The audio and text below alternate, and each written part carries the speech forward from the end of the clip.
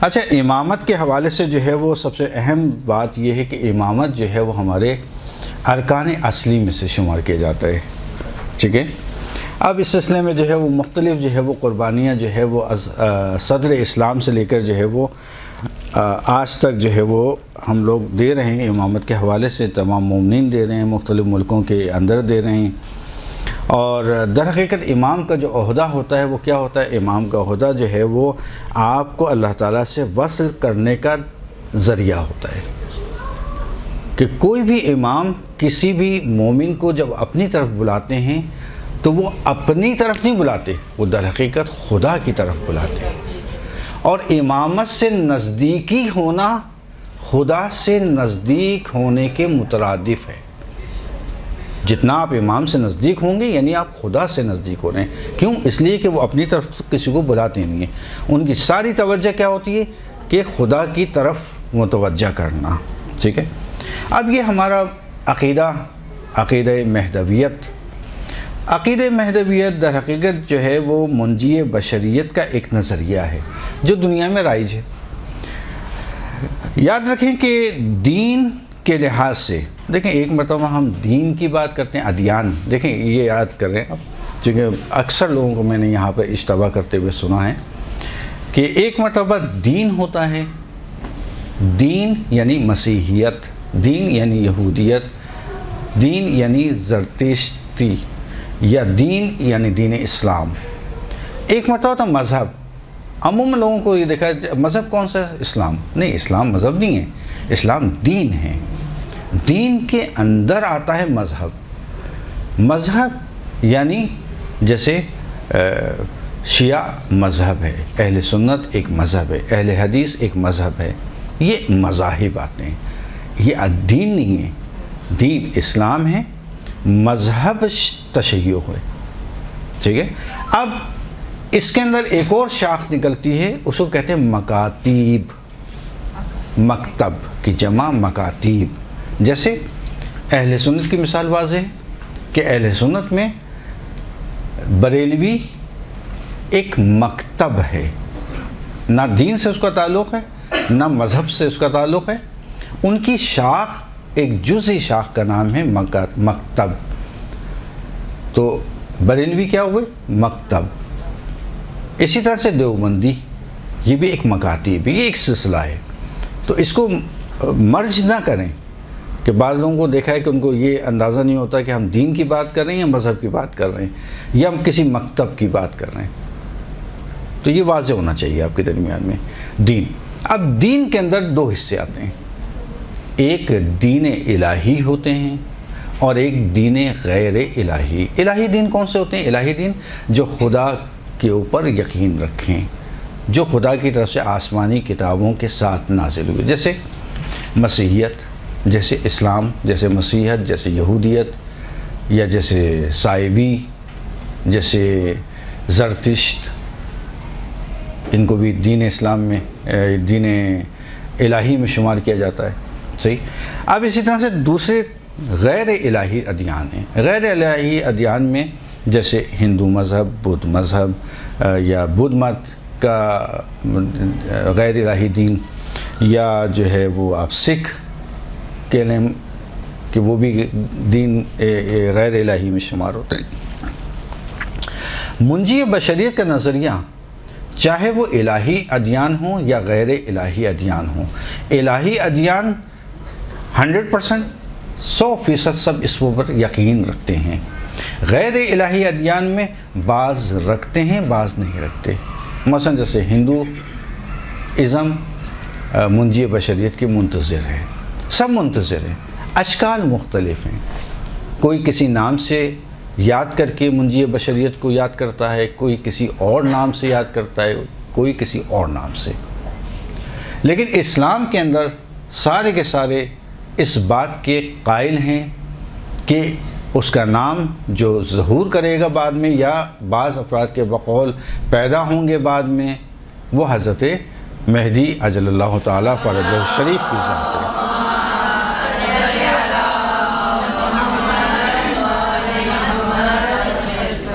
ابھی زندہ بھی ہیں اور ہمارے درمیان میں بھی ہیں. چونکہ بعض افراد جو ہے وہ اس طرح سے بیان کرتے ہیں کہ شاید کوئی ایک خاص مقام ہے، وہاں پہ چھپ گئے ہیں، وہاں چلے گئے. نہیں، ایسا کوئی نظریہ نہیں ہے ہمارا تشیع کا اعتقاد یہ ہے کہ امام ہمارے درمیان میں، اسی معاشرے کے درمیان میں زندہ اور حی موجود ہیں کہ جن کی شناخت ہم نہیں کر سکتے، جن کی ہم شناخت نہیں کر سکتے.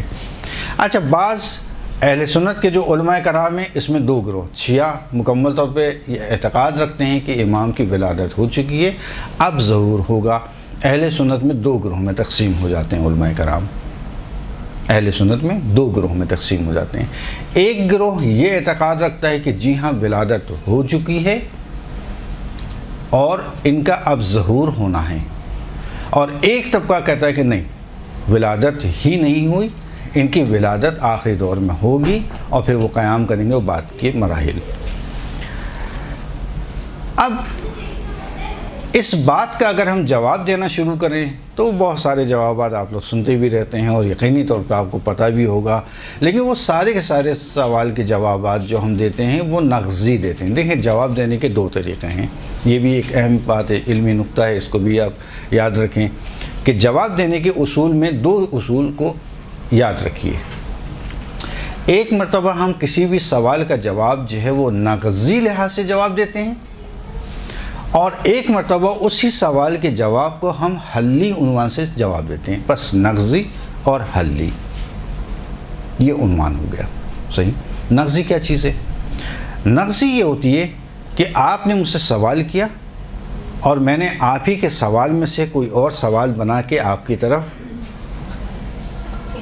بھیج دیا واپس، یا پھر اسی میں سے جواب نکال کر آپ کے سوال میں سے جواب کو نکالا اور آپ کو دے دیا. اس کو بھی نغزی جواب دیتے ہیں.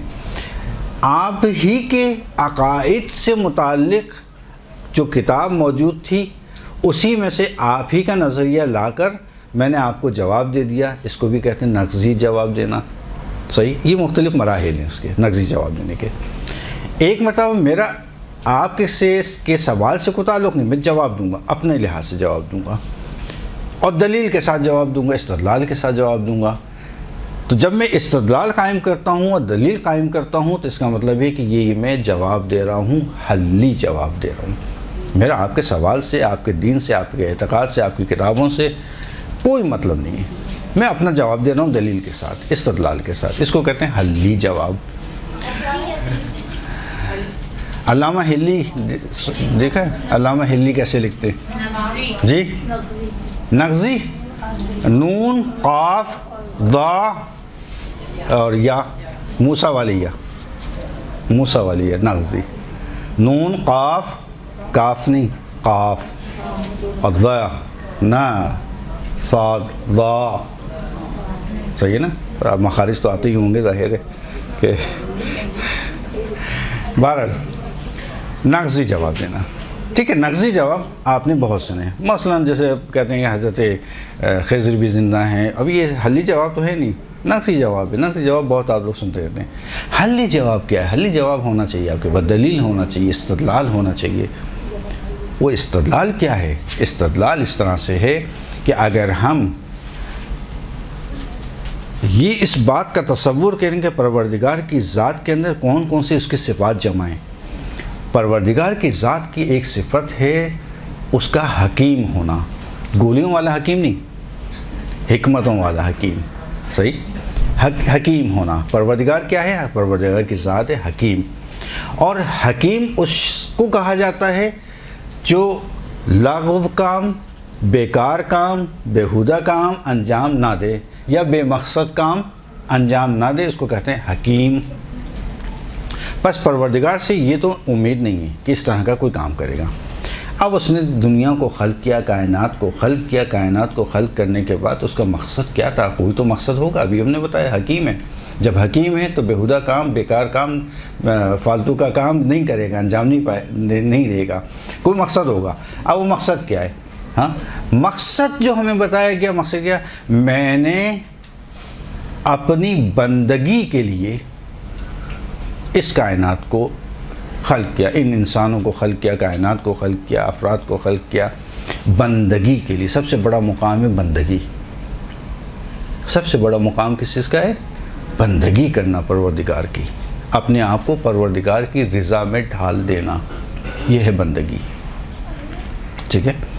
اس نے خلق کیا بندگی کے لیے. اب اتنے انسانوں کو خلق کیا، مگر ایک انسان آج کے دور میں بتا دیں کوئی یہ دعویٰ کر سکے کہ میں انسان کامل بھی ہوں اور میری بندگی کامل ہے پروردگار کے سامنے؟ کوئی نہیں ملے گا. نہ پہلے ملے گا، نہ آج ملے گا، نہ آئندہ ملے گا. کوئی دعویٰ نہیں کر سکتا. کہیں نہ کہیں نقص انسان میں آ ہی جاتا ہے. کامل ہونے کا دعویٰ نہیں کر سکتا. انسان کامل ہوں، بندگی کامل انجام دیتا ہوں، کوئی دعویٰ نہیں کر سکتا. اگر یہ دعویٰ نہیں کر سکتا جب آپ تسلیم کر رہے ہیں تو بس دو باتوں سے باہر کوئی بات تیسری ہے ہی نہیں. یا کوئی ہے انسان کامل اس دنیا میں، یا کوئی ہے بندگی کامل انجام دینے والا اس دنیا میں، یا پھر کوئی نہیں ہے. اگر کوئی نہیں ہے اس کو تسلیم کر لیں تو پھر آتا ہے کہ آپ اللہ کو حکیم کیسے کہہ رہے ہیں؟ اللہ پھر حکیم نہیں رہا. اگر حکیم قرار دے رہے ہیں تو پھر اس کا یقین کرنا پڑے گا، اس کا مطلب کوئی ہے کہ جو انسان کامل بھی ہے اور بندگی کامل بھی کرتا ہے. پس خلق کے کائنات کا اصل ماصل وہ ذات ہے جو انسان کامل کی ذات ہے، اور وہ ذات ہو ہی نہیں سکتی سوائے امام وقت کے، حجت وقت کے علاوہ.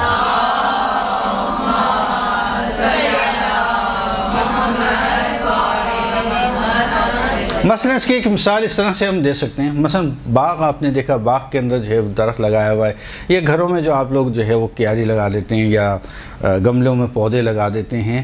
ہاں اب آپ کا جو ہے وہ مثلا آپ نے کوئی ایک درخت، کوئی بھی جس کو پسند ہے نام بتا دیں، میں اسی کا نام لے لیتا ہوں، کہ کوئی ایک درخت لگایا. صحیح جی، آم کا درخت لے لیں. ٹھیک ہے، آم کا درخت لگایا. اب آم کے درخت کی خاطر آپ نے جو ہے نا اس کو جو ہے وہ مٹی بھی بڑی اچھی ڈالی اور اس کی صفائی ستھرائی بھی کرتے رہتے ہیں. اس کے بعد اس میں کھاد بھی ڈال دیتے ہیں. اس کے بعد جو ہے اس کو پانی بھی روزانہ پڑ رہا ہے تاکہ وہ رشد کرے. اور رشد کے ساتھ ساتھ جو ہے وہ آم کے اس درخت کے اطراف میں جو ہے وہ بہت سارے جو ہے چھوٹے چھوٹے دوسرے پودے بھی اچھے برے سب نکلنا شروع ہو جاتے ہیں. ہاں جب وہ کھاد آپ ڈالتے ہیں تو اس کھاد کے ذریعے سے وہ بھی فائدہ اٹھاتے ہیں، آم کا درخت بھی فائدہ اٹھا رہا ہے. ٹھیک ہے، لیکن آپ کا مقصد کس کو رشد دینا ہے؟ آم کے درخت کو. لیکن فائدہ کون؟ وہ بھی اٹھا رہا ہے. تو ہم سب بالکل ان پودوں کی طرح ہیں، چھوٹے چھوٹے جو اطراف میں لگے ہیں، کہ ہدف الہی جو عنایات ہیں، ہدف الہی کی رحمت کی برکات کی، وہ ذات ہے جو انسان کامل و بندگی کامل کو انجام دیتی ہے. باقی ہم لوگ اطراف کے وہ گھاس پھوس ہیں جو ان کے طفیل میں ان رحمتوں سے، ان برکتوں سے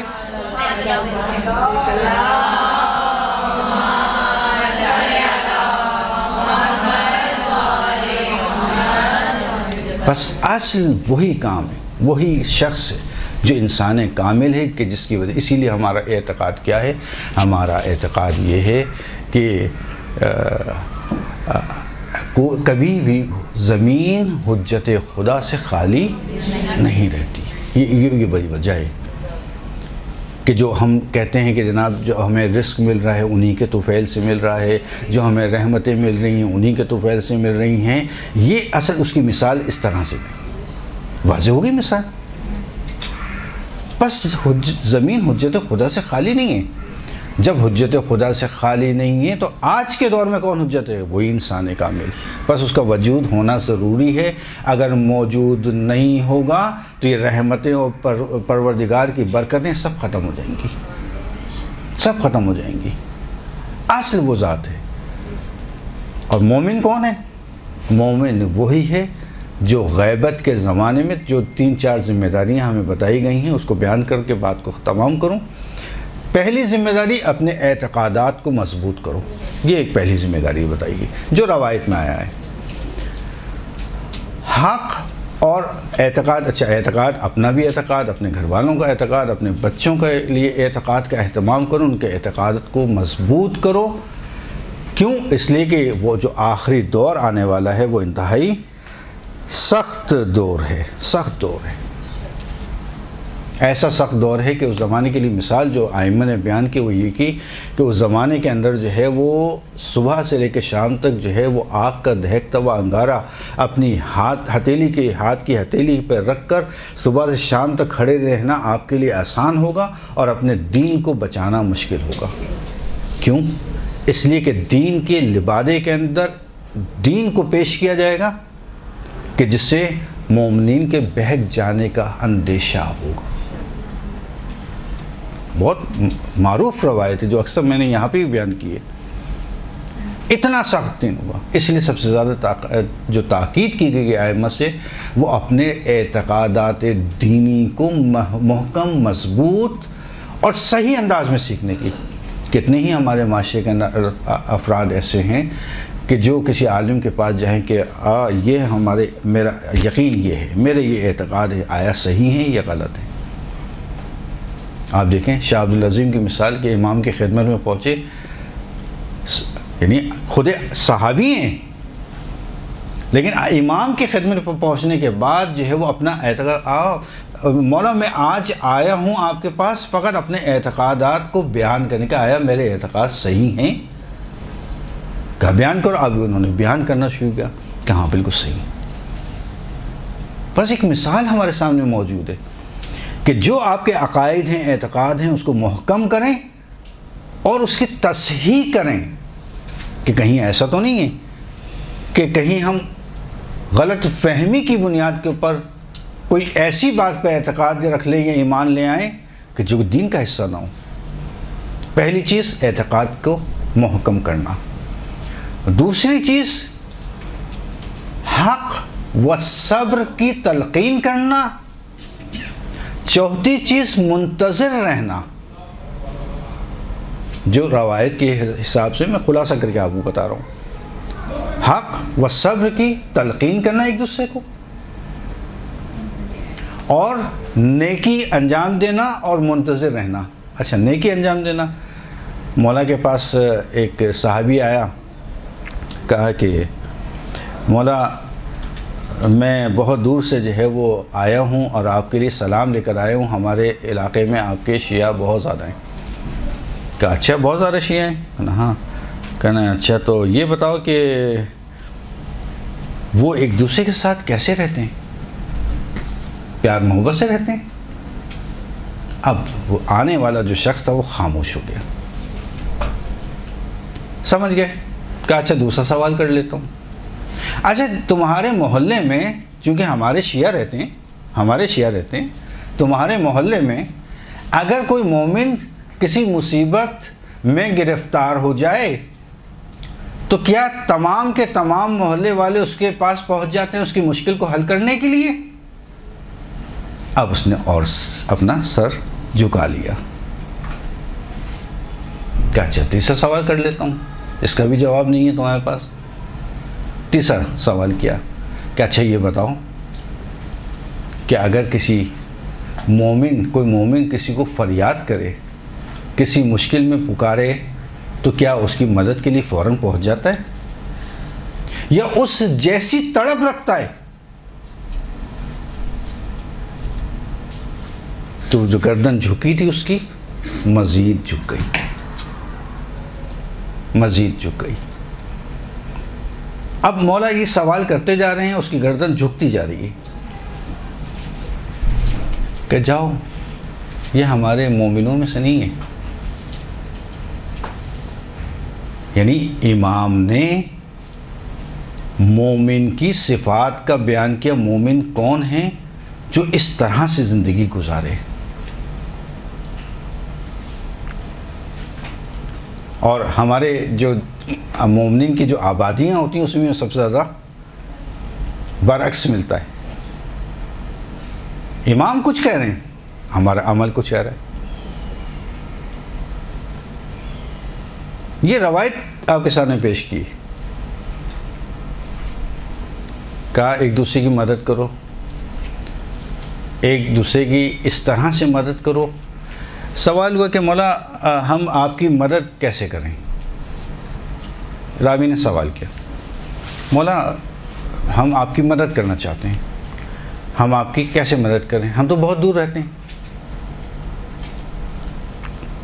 دوسرا سوال یہ کیا کہ مولا ہر بار تو میں آپ کے پاس نہیں آ سکتا، میں تو بہت دور علاقے میں رہتا ہوں، وہاں سے آیا ہوں آپ کے پاس، کوئی بھی حاجت، کوئی سوال، کوئی جواب، کوئی مسئلہ تھا، اس کے لیے آیا ہوں، اب میں چلا جاؤں گا، آئندہ کیا دوبارہ مجھے آنا پڑے گا؟ تو مولا نے ان دونوں سوال کے جواب دیے۔ کیا جواب دیے؟ پہلا جواب، تمہیں ہمارے پاس آنے کی ضرورت نہیں ہے، تم ہمارا قصد کرو، یعنی ہماری قربت اختیار کرو، قصد کرو، اور اپنے لبوں کو ہلاؤ گے، ابھی تمہاری زبان سے وہ الفاظ جاری نہیں ہوگے، ہمیں پہنچ جائیں گے، ہمیں پہنچ جائیں گے۔ بس امام کا وجود اگر نہیں ہے، لیکن امام ہیں تو صحیح، یہ تو یقین ہونا چاہیے۔ اور امام کتنی محبت کرنے والے، کیا ماں باپ اپنے بچوں سے محبت کریں گے جو امام اپنے شیعوں سے محبت کرتے ہیں؟ کتنے ہی امام حضرت زہرا سے لے کر، اور کتنے ہی امام حضرت امیر المومنین سے لے کر امام حسن سے لے کے روایتیں موجود ہیں،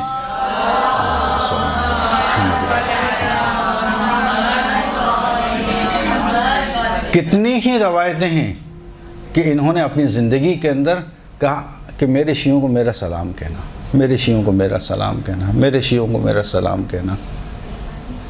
آیا واقعاً ہم جتنے امام ہمارے نزدیک ہیں، جتنا وہ محبت کرتے ہیں، ہم بھی واقعاً ایسی محبت کرتے ہیں؟